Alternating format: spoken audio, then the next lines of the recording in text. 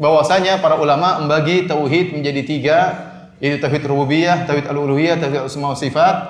Itu sebenarnya dalam rangka untuk memudahkan penjelasan. Karena tauhid asalnya datang secara tergabungkan. Tidak ada namanya pembagian tauhid. Tauhid datang secara berkumpul, tersatukan. Yang membagi tauhid siapa? Yang bagi tauhid adalah manusia itu sendiri, orang-orang musyrikin yang menyimpang. Oleh karenanya, tatkala Nabi Adam alaihissalam diutus dengan tauhid, tidak ada pembagian tauhid karena semua orang bertauhid kepada Allah Subhanahu wa taala. Berjalan 10 kurun, setelah 10 kurun baru mulai timbul kesyirikan. Timbul orang-orang yang mereka percaya adanya Tuhan, adanya Allah Subhanahu wa taala, Allah sebagai pencipta, Allah sebagai pemberi rezeki, namun mereka beribadah kepada selain Allah, menjadikan selain Allah sebagai perantara antara mereka dengan Allah. Sehingga mereka terjerumus dalam kesyirikan dalam tauhid al-uluhiyah. Dari sini timbullah syariat membagi tauhid dalam rangka untuk menjelaskan mana poin yang keliru. Jadi maksud saya, bagian tauhid itu datang secara otomatis karena terjadi kerusakan yang terjadi. Karena timbulnya kerusakan dalam sebagian poin daripada tauhid. Sebenarnya kalau tidak ada penyimpangan, tidak perlu pembagian tauhid. Karena tauhid datang bukan untuk dibagi-bagi, tapi dia datang dalam satu kesatuan. Kapan terjadi pembagian tauhid? Tatkala timbul penyimpangan dalam sebagian kondisi dari tauhid. Oleh karenanya datanglah syariat untuk menjelaskan mana yang salah dan mana yang benar dari kondisi orang-orang yang menyimpang tersebut. Oleh karena Allah Subhanahu wa taala berfirman, "Wa ma yu'minu aktsaruhum billahi illa wa hum musyrikun." Tidaklah mereka beriman kepada Allah kecuali mereka berbuat kesyirikan. Kalau antum buka buku tafsir tentang ayat ini di akhir dari surat Yusuf, maka tidaklah kata Allah, "Wa ma yu'minu aktsaruhum billahi illa wa hum musyrikun." Tidaklah kebanyakan mereka beriman kecuali mereka berbuat kesyirikan. Apa iman mereka? Kenapa Allah mengatakan mereka beriman dan kenapa Allah mengatakan mereka syirik? Allah menggabungkan antara iman dengan syirik. Kata Allah, tidaklah mereka beriman kecuali mereka melakukan apa? Kesyirikan. Tidaklah mereka bertauhid kecuali mereka syirik. Berarti ada tauhid yang benar, ada tauhid yang keliru. Timbullah pembagian. Kenapa? Karena ada yang salah dalam praktek tauhid. Harusnya tauhid satu kesatuan, enggak boleh ada yang syirik dalam satu poin tauhid pun. Yang melakukan penyimpangan, yang melakukan pembagian siapa? Manusia yang melakukan kesyirikan. Iman mereka, kita baca dalam buku tafsir, para salaf menafsirkan iman mereka adalah mereka berkata, Tuhan kami adalah Allah, pencipta kami adalah Allah, sebagaimana firman Allah, "Wa la in sa'altahum man khalaqas samawati wal ard la yaquluna Allah." Kalau engkau bertanya kepada mereka, siapakah pencipta langit dan bumi? Mereka akan menjawab, pencipta kami adalah Allah, memberi rezeki adalah Allah Subhanahu wa taala. Kesyirikan mereka menyembah kepada berhala. Dari sini ternyata Allah tetapkan iman bagi mereka, Allah tetapkan tauhid bagi mereka, dan Allah tetapkan syirik. Nah, tauhid mereka ini yang mana? Ternyata dijelaskan oleh para ulama. Tauhid mereka adalah dari sisi rububiyah.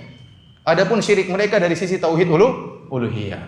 Jadi pembagian tersebut datang secara otomatis dalam rangka untuk mengobati, memperbaiki penyimpangan yang dilakukan oleh masyarakat. Asalnya tauhid tidak perlu dibagi-bagi. Datangnya pembagian tersebut karena apa? Karena manusia yang telah membagi. Seharusnya manusia mengamalkan tauhid secara utuh, ternyata mereka mengamalkan tauhid secara separuh-separuh. Paham? Jadi memang harus dibagi tauhid. Kenapa? Dalam rangka untuk menyembuhkan penyakit yang ada. Dari sini para ulama beristihad, kemudian bagi tauhid menjadi beberapa bagian. Ada yang bagi tauhid menjadi dua. Ada yang mengatakan tauhid rububiyah, tauhid uluhiyah. Tatkala dia berbicara tentang masalah kesyirikan dalam tauhid uluhiyah, maka dia membagi tauhid menjadi dua.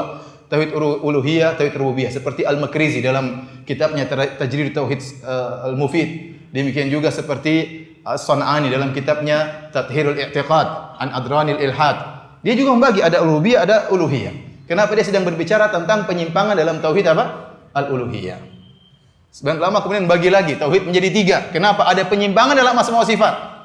Maka perlu dibagi lagi supaya untuk memperbaiki kesalahan-kesalahan yang ada. Jadi, maksud saya, sebagian orang mengeluarkan syubhat ahlul bidah, mereka mengatakan, lihat, bahwasanya mereka mengaku sebagai salafiyun, mereka membagi tauhid menjadi tiga, dan itu sama dengan trinitas, seperti perkataan Hasan Saqaf, dan ini kedustaan. Kalau masalah membagi, semua membagi. Ahlus sunnah membagi, ahlul bidah juga membagi. Ya. Antum mendapati orang-orang sufiyah, mereka membagi tauhid menjadi tiga. Kata mereka tauhidul amma, tauhidnya orang-orang umum. Maksudnya adalah yang kita pelajari sekarang namanya tauhid apa? Orang umum. Nanti ada namanya tauhidul khassah. Tauhidul khassah, tauhidnya orang-orang khusus. Nanti ada namanya tauhidul khassatil khassah, tauhid super khusus. Ada berapa sekarang? Ada 3 juga sama. Nanti orang-orang Asy'ariyah juga membagi tauhid menjadi 3. Bahwasanya Allah wahidun fi dzatihi, wahidun fi sifatihi, kemudian apa lagi? Wahidun fi af'alihi. Nanti akan kita nukilkan. Mereka bagi tauhid menjadi 3. Jadi sekarang masalahnya bukan berarti kalau ada yang bagi tauhid berarti mereka bersalah. Masalah pembagian itu masalah usaha untuk memahami. Kita katakan para ulama tatkala membagi tauhid menjadi 3, maksudnya apa? Ente mau bagi 2 terserah. Ada ulama yang bagi 2. Seperti ada yang mengatakan tauhid al-ilmi wal khabar dan ada tauhid at-talabi. Ya. Tauhid al-ma'rifah wal ilmi, tauhid al-ma'rifah wal ilmi maksudnya tauhid rububiyah dan asma wa sifat. Kemudian tauhid at-talabi maksudnya tauhid al-uluhiyah. Dibagi menjadi 2. Maka maksud saya, tatkala ada pembagian, kita lihat apa hakikatnya. Ente jadi bagi 3. Maksudnya apa? Tauhid umum, tauhid khusus, super khusus maksudnya apa? Ternyata maksudnya ngawur. Sama, tauhid ini baginya. Al-Sunnah jadi ada yang bagi 2. Kita bilang maksudnya apa? Oh benar maksudnya. Bagi 3. Oh benar. Ada yang bagi 4. Tambah lagi tauhid al-hakimiyah. Kita bilang maksudnya apa? Maksudnya mengkafirkan pemerintah. Maksudnya mudah mengkafirkan kaum muslimin. Nah, kalau gitu maksudnya keliru. Jangan dibagi-bagi lagi jadi 4. Jadi maksud saya pembagian itu hanyalah sarana untuk memperbaiki penyimpangan yang ada. Ya.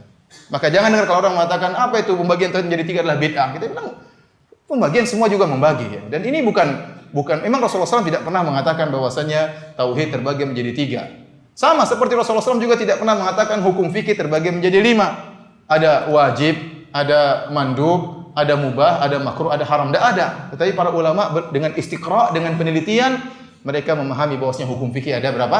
Ada 5. Untuk apa? Untuk bisa memudahkan orang paham tentang masalah-masalah agama. Demikian juga tatkala tauhid dibagi menjadi 3, memang tidak ada dalilnya. Secara nas Rasulullah SAW mengatakan tauhid jadi 3, tidak ada. Tapi kita bilang ada dalilnya dari firman Allah, "Wa ma yu'minu aktsaruhum billahi illa hum musyrikun." Tidaklah mereka beriman kepada Allah kecuali mereka berbuat syirik. Seakan-akan Allah berfirman, tidaklah mereka bertauhid kecuali mereka musyrik. Berarti ada tauhid yang benar, ada tauhid yang keliru. Ya. Jadi pembagian ini hanyalah untuk memudahkan. Ya. Mau dibagi berapapun terserah, yang penting tujuannya benar. Ini hanyalah sarana.